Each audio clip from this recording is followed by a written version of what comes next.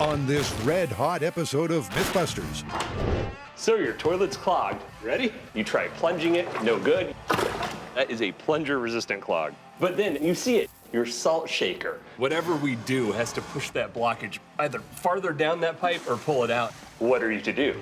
Well, if we're to believe one particular explosive plumbing myth, drop a molten salt bomb. 3, 2, 1.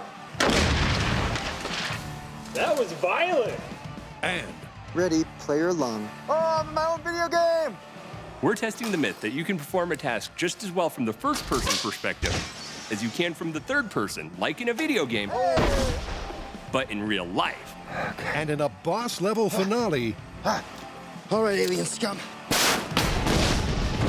it's not just the myth that's pushed to the limit. Dizzy as Nope, I cannot do this, buddy.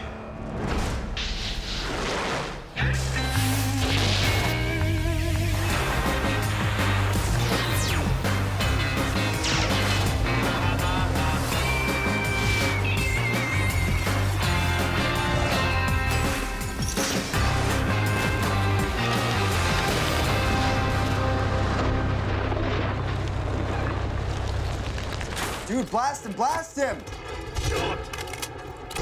I am, sir. Camp in the square. I'm gonna try to take the high road. Oh, you could have got him if you saw him coming. That's why I say you should switch to third person. We can see more. Hate third person. First person's more realistic. I feel like third person is just as effective as first person. Maybe in video games, but in real life, we'll have to see. Yeah, you're right. But before we get to testing, we should blast this guy! I am! Eat it, noobs. It's a classic gaming dilemma. Which is best, first-person or third-person perspective? Fans of third-person would have us believe that whether you're saving the world from invading aliens or racing a supercharged vehicle, it's going to be easier with a wider field of vision. But could third-person POV actually be a more effective perspective in real life? The Mythbusters gear up to find out if it's a go or a heck no. First person versus third person perspective. What do you think? I think we need to find the elements of our life that are gonna shift perspective when we do. I mean, even things you might take for granted, like depth perception, reaction time, manual dexterity. It sounds like the perfect list for us to start with on small scale. Before Brian and John start testing, they'll need a third-person camera rig to provide an out-of-body point of view IRL. For the noobs, that's in real life. So, camera up the top goes to a transmitter. Transmitter goes out to the video headset and to the screen so we can see what you're seeing on here. Great, let's try it out. Yeah? Come over this way. No! So back, camera up slightly. Up, good. Wait, this is gonna be our Down. ground position? Oh, wait, no, that's good. That's good. Just, oh, I'm in my own video game! Later, they'll upgrade to a roving camera rig. But a single static image will provide the third-person POV they need for the shop tests. Oh! Oh, no, you punched yourself in the face. Let the games begin. To test video game perspectives in real life, we're gonna need a real-life video game stage. I'd like to welcome you to the Mythbusters headquarters turned military compound overrun by aliens. The first level of the Mythbusters real-life video game is a test of depth perception across 3 stages. Player 1, ready. Here we go. The first one is taking this grappling hook. Nope. Good thing they're not real-life grenades. And hooking 3 individual crates of grenades back to the starting point. Oh, yeah. That's 2. I got a 3 action cam, too. And that's 3. Once we've retrieved those cases, we're gonna put our grenades to work by attempting to take out 3 alien sentry posts. Huh. Oh, snap. Huh. Boom. And done. With all the aliens defeated, our last objective will be to grab 3 of these science tubes scattered all over the map with this extending arm grabber and put them into our biohazard container, blowing this place to smithereens. Nope. 1. 2. Oh, no! Okay. Bring it in. Oh. Time it. Ah, woo! And that's in first person. Player 2 ready. With each task needed to be completed in full before moving to the next one, Yeah! we're going to be able to use time as our metric Oh, yeah! to compare first person to third person Woo! Here we go. when it comes to depth perception challenges. So Brian wins bragging rights for the first-person run. But remember, these times are just a baseline to measure their third-person performance against. Now, to repeat the level, Let's see, we have picture and we have picture. this time from a third-person POV. Awesome. Player 1 ready. Player 2 ready. Here we go. Let the third-person mayhem commence. Slightly more difficult the second time around. But first, when you gotta go, you gotta go. But what do you do when you can't? Unable to unclog his blocked toilet with a conventional plunger, an amateur scientist instead turned to the contents of his kitchen cupboards and physics. The now desperate dude superheated a cup of table salt to melting point, then tipped the red-hot liquid into the toilet bowl and blasted the blockage free. But is plumbing with a molten salt bomb actually effective or plain mentally defective? So, unclogging toilets with molten salt. Yeah, apparently this guy thought it was a clever technique. I say it's worth giving it a shot. Putting the plumbing into science. Or possibly the stupidity into plumbing. We're all used to seeing salt on our kitchen table. It's a solid, it's powdery, it's sodium and chloride, and it dissolves readily in water. But what we don't think about is when salt is a liquid. You apply enough heat to it, like any rock, in the case of salt, 1,747 degrees, and you get a liquid. So why don't I show you that? Transforming salt from solid to liquid requires a slow transfer of a lot of thermal energy.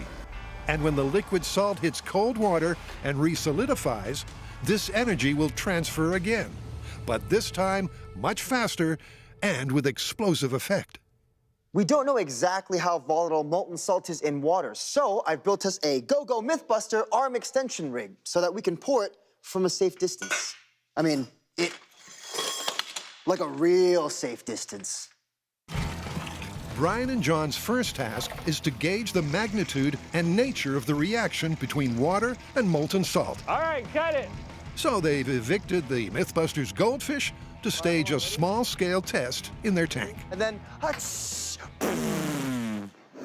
this is our molten salt rig. First, Brian will put salt in this crucible, which will go into our furnace powered by propane, which will heat it up to a very, very substantial temperature. Then, when it's ready, of course, with safety equipment, he will take these tongs, take the crucible out, and put it into our Go-Go Mythbuster arm extending rig, which we will sweep over to the water and dump from the safety of our blast shield. All right, I'm gonna clear the area. All right, I'm gonna melt some salt. Be safe. It's molten. In 3, 2, 1. That sounds like a gunshot. It sounds like a gunshot. It's an impressive blast in real time. And viewed at 25,000 frames per second, the unfolding physical reaction gets even more interesting.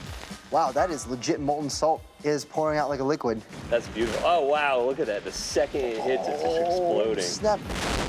The gunshot sound is actually a supersonic shockwave. It's caused when water enters cracks in the surface of the molten salt and flash vaporizes into steam, expanding to 1,800 times its volume, faster than the speed of sound.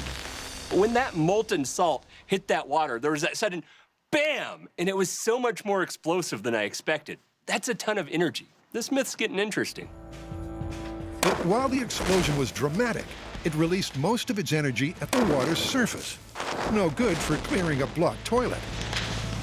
So I'm thinking we raise this up so that the salt has more momentum and gets deeper into the water. So we see something cooler further down? Exactly. Dope, let's do it. All There it is. Yeah. Seems legit. Is it a spoonful of salt that helps the medicine go down?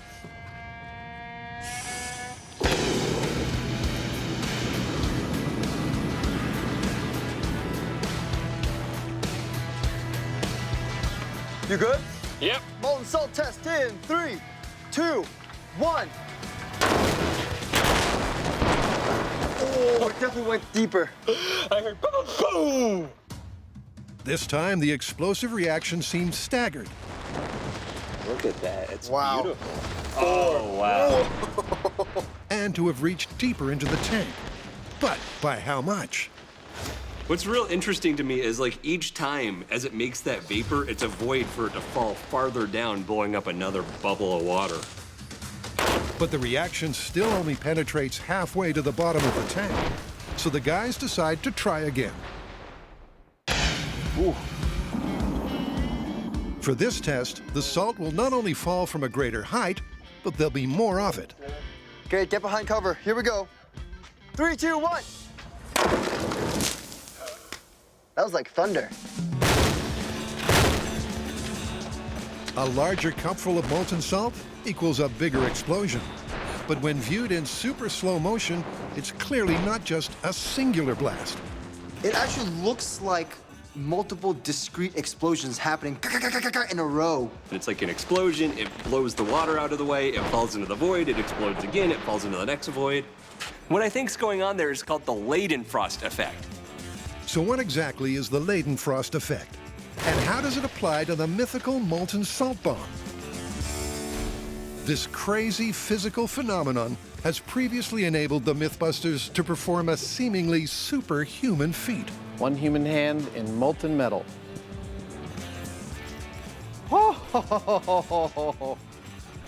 That's freaky. You can feel the water boiling against your fingers. You can feel that right there. Let me demonstrate what happens when you apply water to a hot plate.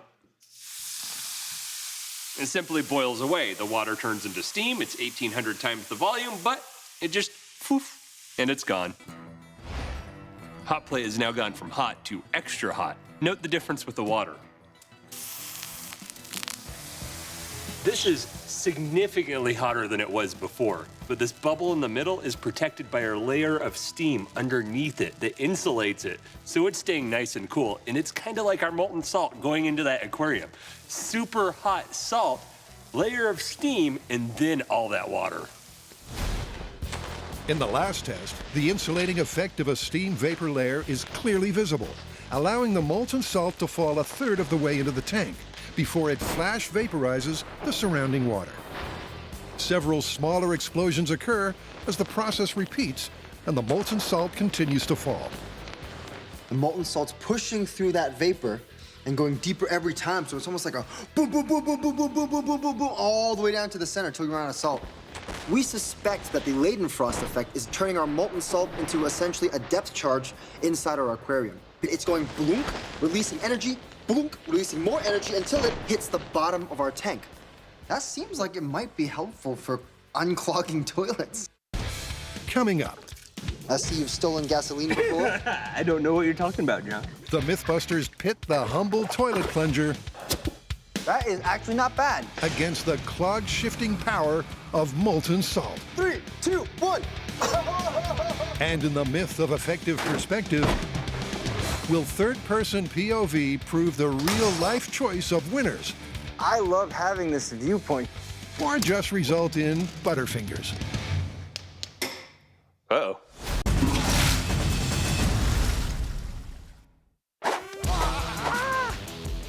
The Mythbusters and video game-inspired fables have a long and digitally distinguished relationship.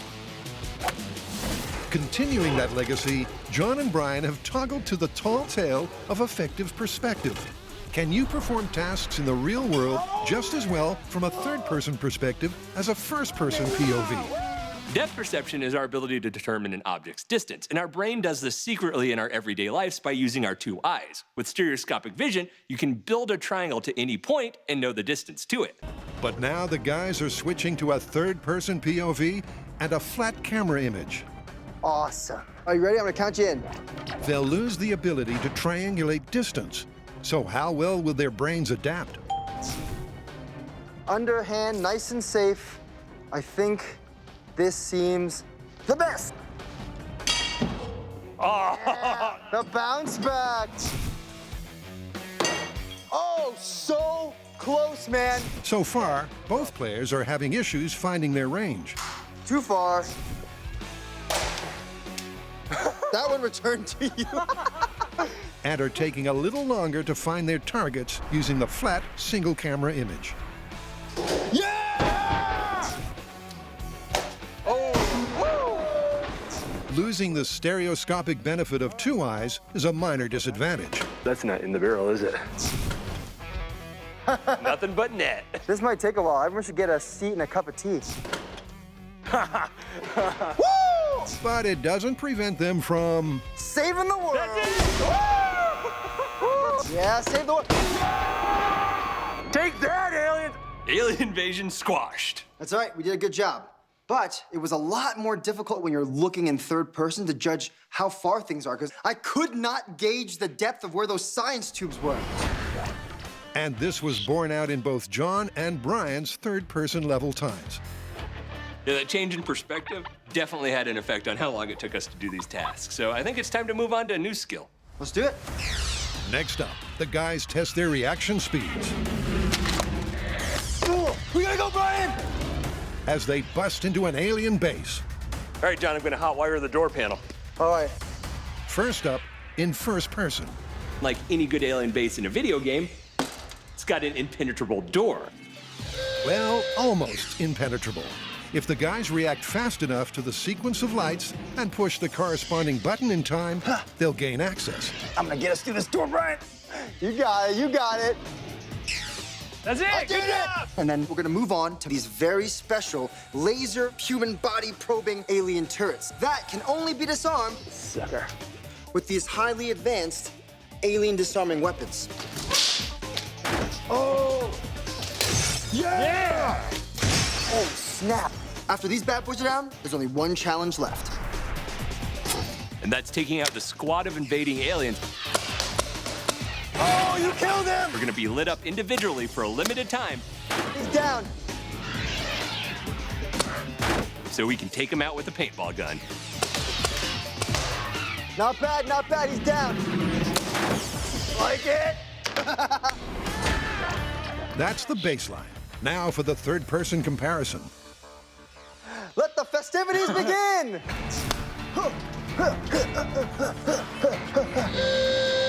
Oh boy. Initially, the first task seems easier. The wider view is better for spotting which bulb is lit. But the difficulty in locating the button to press offsets that advantage. Yeah, you did it! Next up, the slingshots. This seems regretful. Here's the thing. Once I hold it up to where the camera is, here we go.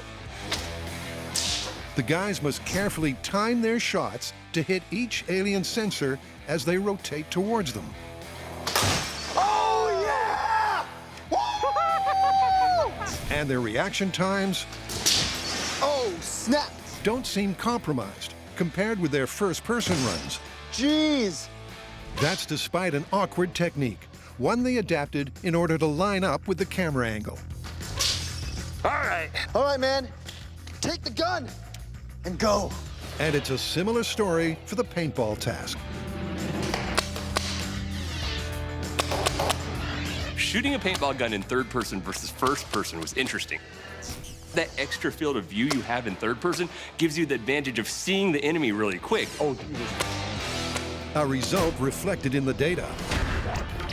While neither John nor Brian bettered their baseline, their third-person times are in the same alien ballpark.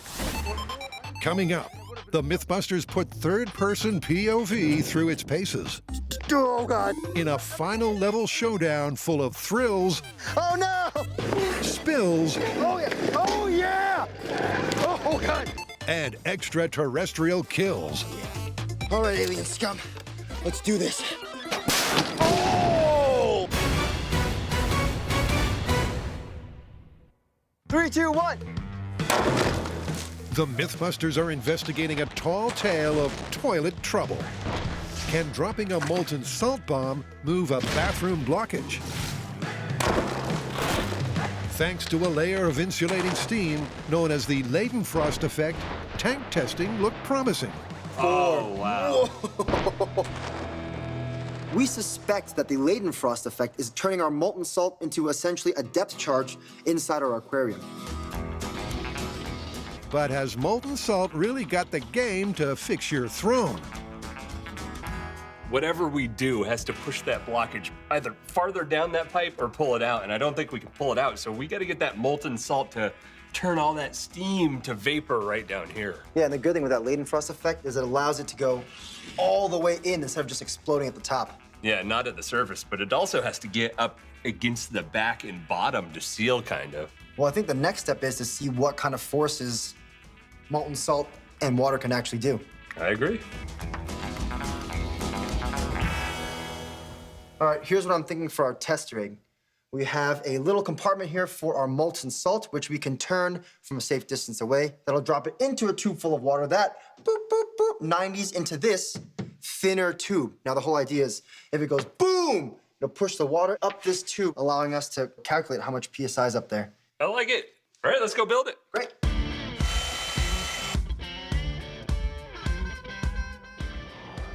Hey, John.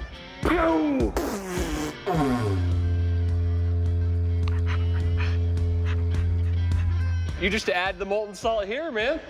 Wow, that clear stuff is sweet. Woo. Ooh. It just explodes. You wanna go finish the rest before I break it? Okay. We saw what pouring molten salt into an aquarium does, and it was impressive. That was a lot of energy. But remember, this myth is about that energy doing some work clearing some pipes, and that's what this rig is about. With a little bit of household plumbing, we can see how all that energy might react with a toilet. I see you've stolen gasoline before. I don't know what you're talking about, John. Just to help us see the water a little bit better. The pressure gauge is ready to go. Time to find out just how much clog-busting force that molten salt reaction generates. Molten salt in pressure rig in 3, 2, 1. It's a perfect measure. Yeah. The molten salt triggers a steam reaction in the U-bend, which pushes water clear out the top of the smaller measuring tube. So exactly how much pressure was produced? Now, we did the math and we found out that for every 1 inch down in the 3-inch tube, it goes up 9 inches in the 1-inch tube. And that equates to about 2 PSI's worth of pressure to push it all the way up and out. Is that 2 PSI gonna do the job? Well, who knows, but that's why every experiment has a standard. And for us, that's a plunger. We can compare that molten salt to the plunger, see just how much work you would do normally clearing your pipes. Let's do it. All right, okay. How about start with 1 plunge? One single plunge. Yeah, and I'll mark it. All right, 3, 2, 1. Ooh, that is actually not bad. All right. Next, the triple tap. Ooh. And finally, a plunging frenzy. 2 inches above the 3 plunge mark. I'll take that. That's pretty impressive. How did our pressure test compare? Well, when using the hand plunger and giving it our best go, we got about 10 inches of head. Head being the total height traveled by our column of water. That gave us about 0.36 PSI of pressure. When you compare that to the results from our molten salt, which cleared our tube, we'll call it 54 inches plus, and a result of 2 PSI. That 2 PSI is 5 times more than the results from our plunger. And that data is real interesting. So compared with the pressure generated by molten salt, it looks like plungers are for suckers. But coming up, John Lung, professional toilet clogger. will final testing result in an explosive plumbing success? 3, 2, 1. Or just a big old mess? First, it's time to rack up some more XP in the myth of effective perspective. Oh, my own video game! Is third-person POV as successful in real life as it is in a video game? So far, the Mythbusters' depth perception was hampered, That one returned to you. This might take a while. but their reaction times were comparable. Oh, yeah! Next up, Just how good are our players with their hands? It's a test of manual dexterity. In order to defeat the oncoming mob of aliens, John and I have 3 tasks left. The first is to build this catapult from these parts in this frame. 1. I wish I had dramatic action music. Do. Nope. Nice and gentle. All right, assembled. Start making your bombs. Then we're gonna move on to this chemistry station, Wow, this is quite a beautiful bomb. where we're gonna make silicon dioxide-based explosives with just the right amount of each secret ingredient. Boom! Aiming mode. All right, let's do it. Once these bombs are complete, the entire catapult rig will turn 90 degrees and we will try to launch these bombs into that last bastion of aliens. Launching the bomb in 3, 2, 1. Oh!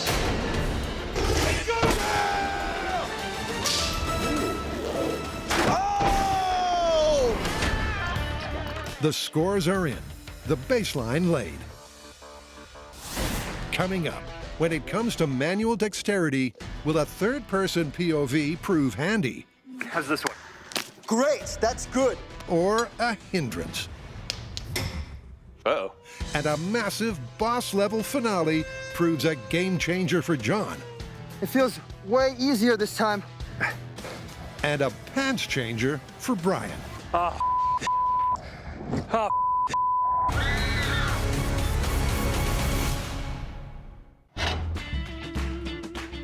John and Brian completed the manual dexterity level in first person with relative ease.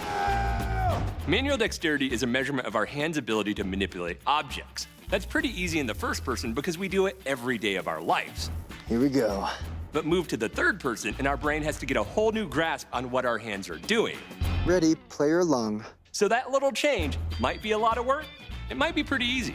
3, 2, 1. And right from the get-go, John hits problems. Uh-oh. That's unfortunate. Well, that's over. From a third-person perspective, some tasks that require fine motor skills seem a little tougher. I like how you still hold that in front of your face like you're normally looking. Yeah, right? Bada boom! That's a catapult. Done! But when the camera angle is right, it may be an advantage for others. I mean, I love having this viewpoint here. This camera is so convenient. And I'm definitely super comfortable inside my little out-of-body experience. Aiming mode! All right, John, how's this one? Great! Here we go. So how will a third-person perspective affect our players' ability to aim with the catapult? Firing. Your ammo fell out. Really? You missed the ball. Is this not in? Oh, man! Look at that. Look at that little perspective trick. Here we go. 3, 2, 1! Got it! Woo! Here we go. Boom! Third person high five. So manual dexterity. I almost thought I did a great job until I loaded the bomb in the second run in third person and managed to not make it into the bucket, dropping it straight onto the floor, which the last time I checked is not great for bomb making. No, I thought that was gonna be the easy part, launching the bomb, and then you missed. Should we look at the numbers? Lay it on me. All right. Yep, both Brian and John took far longer to complete the manual dexterity level in third person. So having negatively affected performance in all 3 tests, this myth is on shaky ground. But Brian and John aren't convinced it's busted just yet. One of the biggest takeaways from testing so far is the limitation of their camera rig. And that's given the guys an idea.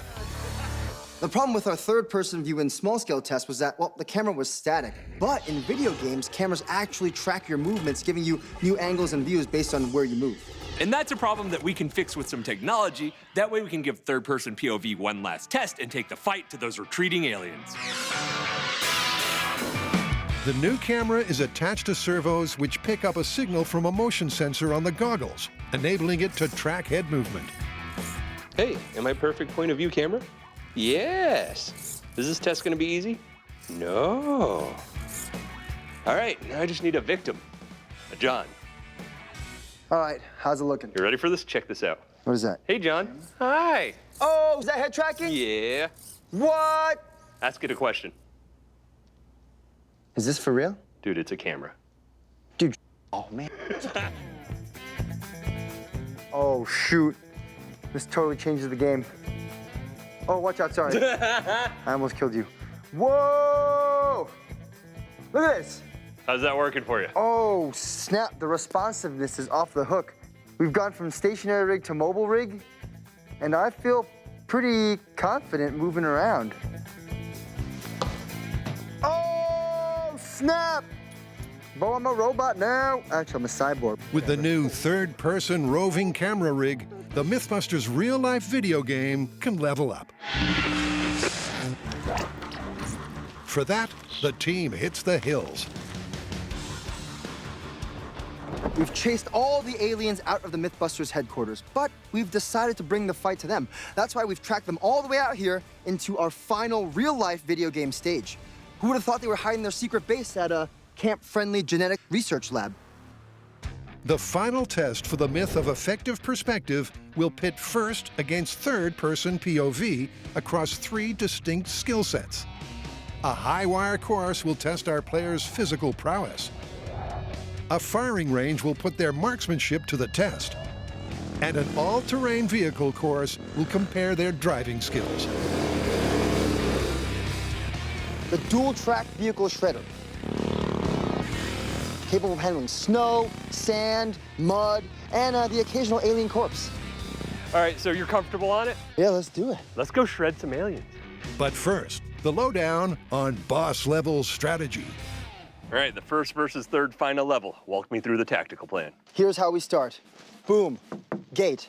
Break and entering, past the alien security guards, and then boop, boop, boop, boop, boop, boop, boop, into the ropes course section, where we'll climb up, do some wire work, do a little rope bridge action, and then zip line to our DTV course. From there, we'll hop on and drive through, hitting some gates with obviously the obligatory air mortars, boom, boom, boom, all the way into our final battle zone, where we'll be running from station to station, picking up rocket launchers to shoot each individual enemy until we get to the final boss and take him down. So how are we going to score the final test of this myth? Well, doing something pretty simply. We'll look at the cumulative time across all 3 sections of the course, and then look at the final shooting one and see how many aliens we take out. So, why were we just standing here? Upgrade package, we leveled up in small scale. And you just stand in a field waiting for something to... Sweet! All right, John, ready to start. In 3, 2, 1. The Mythbusters' initial run will be in first person, AKA using their eyes. Hey, buddy. Fierce. You got it. Brian's making good time so far, but now 30 feet above the ground, stepping out onto the high wire has given him pause.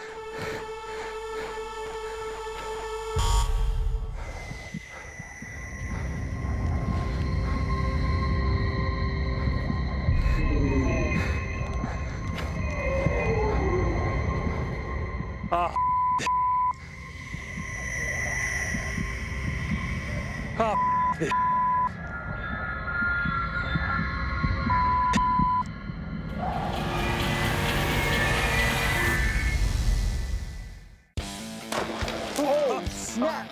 That seems like it might be helpful for unclogging toilets. John and Brian have discovered that just 2 tablespoons of molten salt tipped into water generates 5 times more pressure than the humble plunger. Ooh, ready?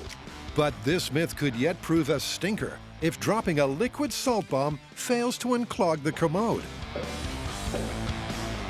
The guys have set up the toilet with a waste pipe. Flushing in 3, 2, 1. So if the molten salt blasts the blockage free, it'll drain the bowl. John Lung, professional toilet clogger. Shove it in there. All right, this is a new toilet. Right, Brian? Right.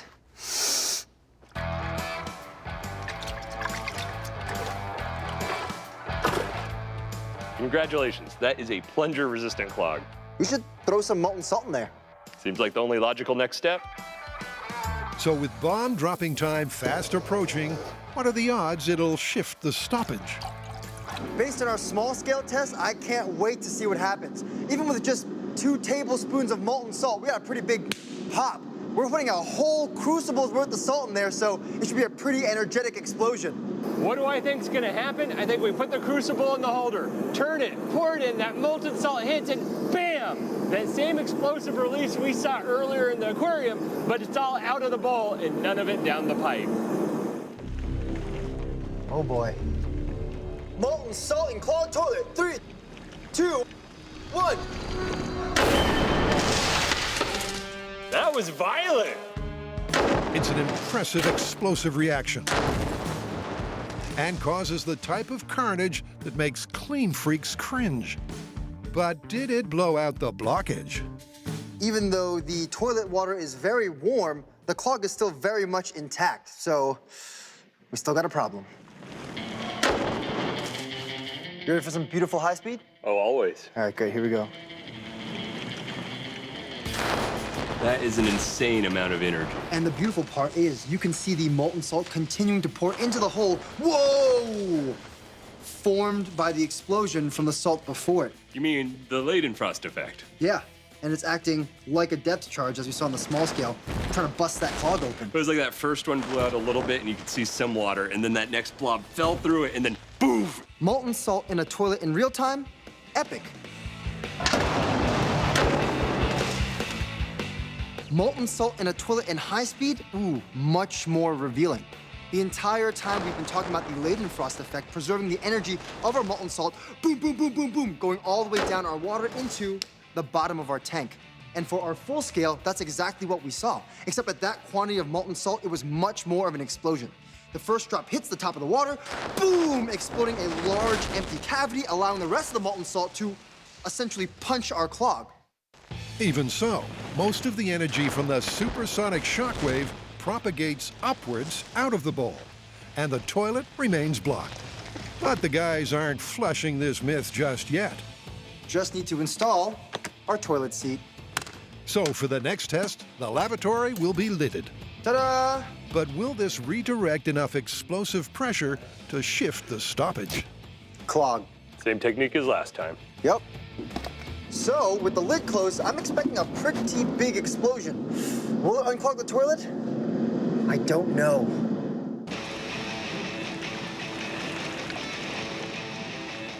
Lid closed on clogged toilet seat. Molten salt in 3, 2, 1. Woo! We slammed the lid shut, and I could see like the glowing gap between the seat and the throne. And it just went, goo! It just shot salt out from the side. That was insane. That was a phenomenal explosion. Wow. Significantly more water in there as well, so it did contain some of the pressure. But, voila, still clogged. I thought that was gonna clear the clog. I can't believe it. I know. So, despite packing an explosive punch, when it comes to ungumming your plumbing, the verdict on molten salt is clear-cut. I think the toilet says it all. A clog is a clog is a clog is a clog. And if this is your aftermath, I'd say you should probably wait for the professionals. Yeah. I gotta say, this one is busted. Busted.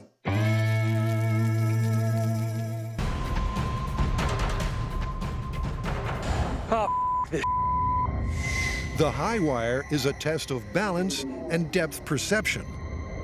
Nope. I'm done. I'm done. And at a knee-wobbling 30 feet, I am dizzy as it's clear that Brian's struggling.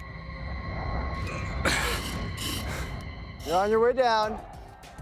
I cannot do this, buddy.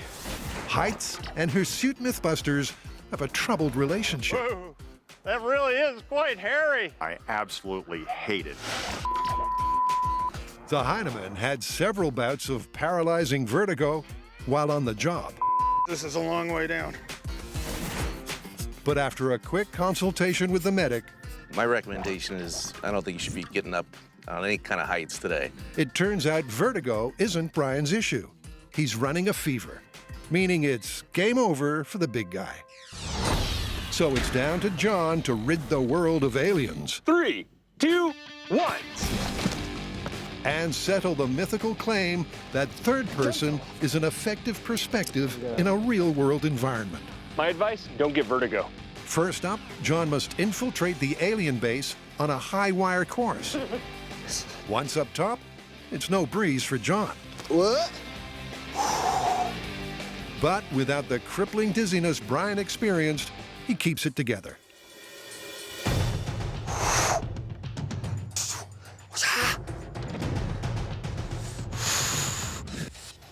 You like that? I like that. I call it the human bridge.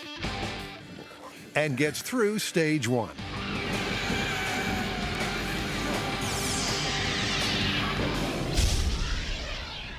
Next, it's on to the shredder for a driving assault on the evil extraterrestrial defenses. Woo! Final level, first-person run-through. Oops. Can I do it? Probably. Oh, yeah. How fast can I do it? Bye. Oh, yeah. Oh, yeah. Oh, God. We're good.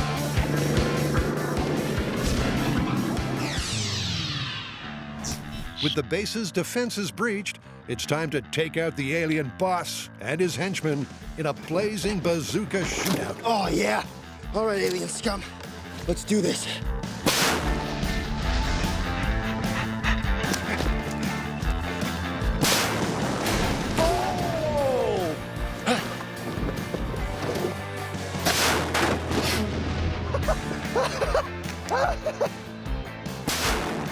Having shot up 2 of the boss's sidekicks, but missed the other 2, Okay, here's where it counts, kiddo.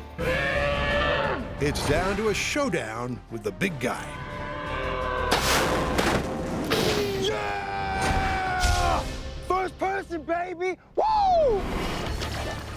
It took John 15 minutes and 17 seconds to rid the world of the alien scourge. And in the final shootout, he took down 3 out of 5 aliens. Creditable marksmanship. Cummerbund in place. So, how will his abilities be affected with a third-person perspective? Time to strap into the new and improved roving camera rig and find out. Can I do it? Oh, God. Here we go. Oh, boy. I don't know. Is a third-person perspective really as effective as it is in a video game? I don't know. Well, let's find out. All right, in 3, 2, 1. Holy moly. Huh. Huh. The camera is tracking with John's head movements, the image typical for a video game third-person perspective. Camera holding steady. So far, so good. Okay. But is this really a useful point of view in the real world? Okay. Here we go. Oh, yeah. All right. Woo! Here we go. Holy moly. Oh, commit. Yeah. It feels way easier this time. I can see it. Yes, sir, I can see it. Oh, steady. There we go. High-fived. That's to you, camera. The first part of the rope section went well. His time so far on par with his first-person baseline. The problem is I can't really look down. So this is gonna be a side scroller. But the bridge section isn't so easy. Oh boy. Oh. Oh. Here we go. Oh God. All right, get your tiny feet on those faraway boards, John. You can do it. Before, when I was on the tightrope, if I listed back or forward, my view would match. But now it's totally making me more dizzy or more uncoordinated than I would have before. What happens when you lean forward in your vision? I'm leaning this way. I'm leaning, oh God. So, third-person perspective turns from a help to a hindrance, and John drops some time. Oh God, even climbing this thing is hard. I got it. Dab. On to fight another day. Oh no! Oh no! Oh, it's like my head's been knocked off. Oh boy. Up next, the driving stage and the shredder. But John isn't exactly shredding it.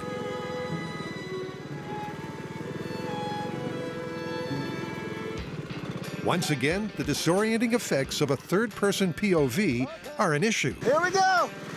Yeah! What up, son? The lack of depth perception means he's forced to crouch to keep balance, and to a crawl to keep from a fall.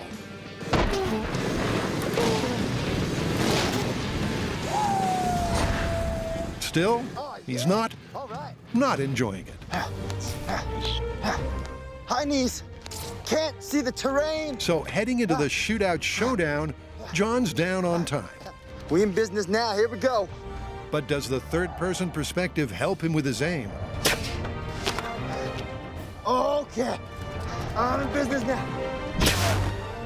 Can he beat his score of 3? Oh, come to daddy. Oh, yeah, okay. Where's this guy? All right, here we go. Oh,